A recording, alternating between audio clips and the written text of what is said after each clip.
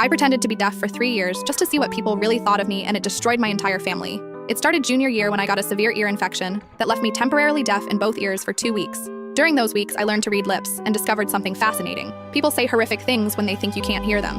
My hearing came back, but I didn't tell anyone. The first thing I learned was that my best friend Sarah called me pathetic behind my back. While sitting right next to me at lunch, she told Jessica how exhausting it was pretending to care about my problems. "She's so needy," Sarah mouthed while I stared straight ahead. My parents were worse. At dinner, my mom would silently mouth things like, "She's falling behind in everything," to my dad. He'd nod and mouth back, "It's probably just a phase." But the real revelation came from my sister Emma. Emma was 2 years older and the golden child. Straight A's, varsity soccer, early admission to Stanford. I thought we were close. I was wrong. One night, Emma brought her boyfriend over to study. I was in the living room, supposedly doing homework. They sat at the kitchen table where I could see them perfectly. "Is she always this pathetic?" her boyfriend asked, gesturing toward me. Emma laughed. "Pretty much. My parents baby her because she's the disappointment. They've basically given up on her being successful like me. Doesn't that bother you?" "Are you kidding? It makes my life easier. They expect nothing from her, everything from me." I kept my face neutral, but inside I was planning my revenge. For 3 years, I documented everything.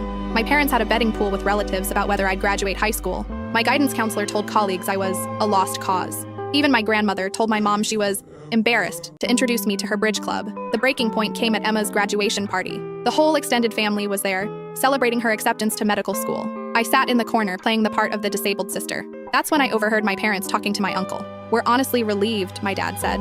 "At least one of our kids turned out normal. We can focus our college fund entirely on Emma's medical school now." My mom nodded. "The deaf one will probably qualify for disability benefits anyway. We don't have to worry about her future anymore." They were planning to abandon me financially because they thought I was disabled. I stood up, walked to the center of the room, and clapped my hands loudly. "Can everyone hear that?" I asked clearly. The room went silent. Emma's face went white. "Because I can hear everything," I continued. "Every cruel word, every whispered insult, every plan you've made behind my back for 3 years." My mother's mouth fell open. "What do you mean?" "I mean I've been able to hear perfectly since junior year. I just wanted to see what kind of people my family really were when they thought I couldn't hear them." I pulled out my phone and played a recording. My parents discussing how much money they'd save by not sending the defective one to college. Emma started crying. "We didn't mean—" "Yes, you did." I cut her off. I turned to my parents. "You raised me for 18 years, then wrote me off the moment you thought I had a disability."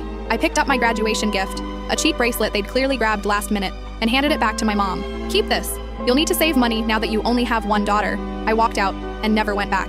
5 years later, I'm finishing my master's degree in psychology. Emma dropped out of medical school after 2 years. Turns out she couldn't handle pressure without her parents doing everything for her. They've tried reaching out, claiming they misunderstood what I heard, but I have 3 years of recordings that say otherwise. Sometimes people ask if I regret the deception. The answer is simple. I regret that it was necessary, but I learned the most valuable lesson of my life. When people show you who they really are, believe them, even when they think you can't hear them.